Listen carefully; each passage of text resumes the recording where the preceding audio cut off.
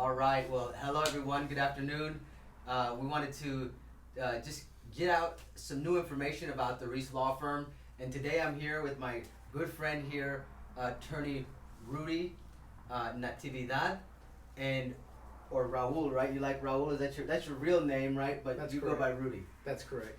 And so I'm so happy to let everybody know today that Rudy is the newest addition to our law firm here at the Ruiz Law Firm. We've just hired him on as a full-time attorney. And we've done that because the Ruiz Law Firm is growing and expanding so quickly that I, as the only attorney here at the firm, just no longer can handle all of the work and the demand that we have with the caseload that continues to grow. And so I decided after a long time to hire Rudy, and I wanted to introduce everybody to Rudy. Rudy, tell us a little bit about yourself. Where are you from? Let's start with that. Tell us a little bit about your background. Okay, I'm originally from Lubbock, Texas, and I grew up and I was raised in Lubbock, Texas. And from Lubbock, Texas, I went to the Marine Corps. Quick deal, joined the Marine Corps. Was there approximately 5 years. From there, I moved to Corpus Christi, so I am from Corpus Christi as well. I was a police officer there for many years. How long were you a police officer? Approximately 18 years. 18 years. We gotta. So be careful with Mr. Rudy over here, because if you don't want to mess with him too much. He's been an 18-year police veteran from the Corpus Christi Police Force, right? That's correct. And what kind of work did you do on the police force there? Well, pretty much, I worked out pretty much every area except for homicides.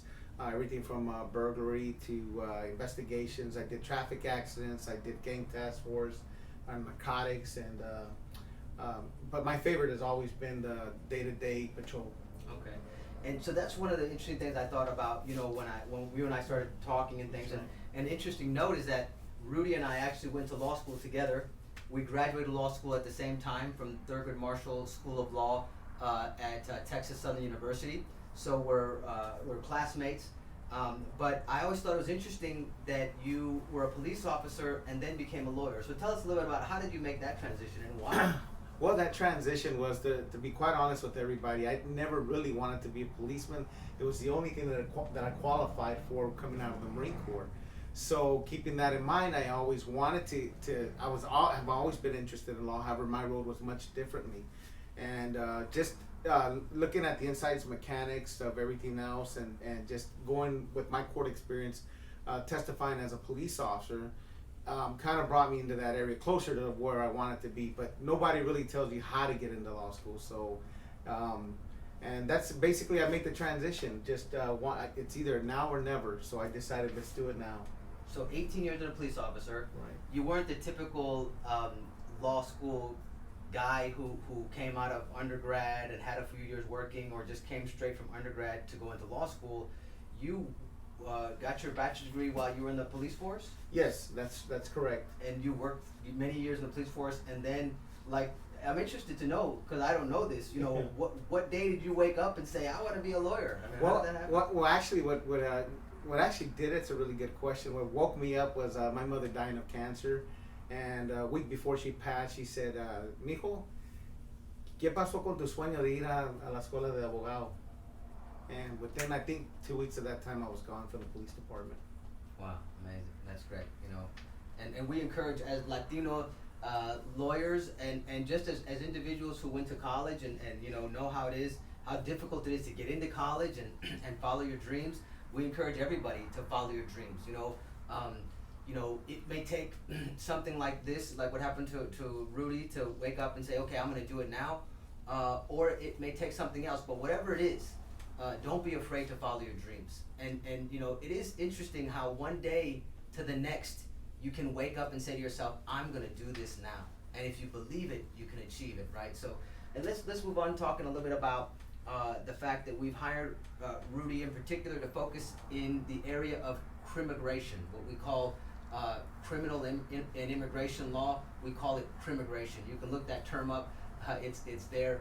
But basically what happens is that many criminal defendants will end up having an immigration case as well due to their legal status in this country.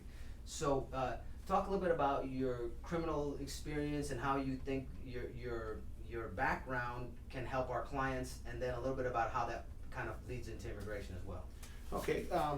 I believe how my background can certainly help is, of course, my experience with the police department and knowing different protocols in accordance with the law and penal code, and then with coupled with the knowledge of today's technology, the radios, the videos that they use, the video cams, and the attention to detail is very important, and that goes with any work that you do. But the attention to detail is very crucial when you're trying to break down a case, and first of all, to determine if that police officer had a good reason to stop you. And if he stopped you, does that correlate with the report and the video that he's submitting? And a lot of lawyers don't, even today, I've worked with different lawyers, that they don't really understand the dynamics of breaking down a case. But I pride myself in the attention to detail and looking at every single video and comparing it to what the officer wrote.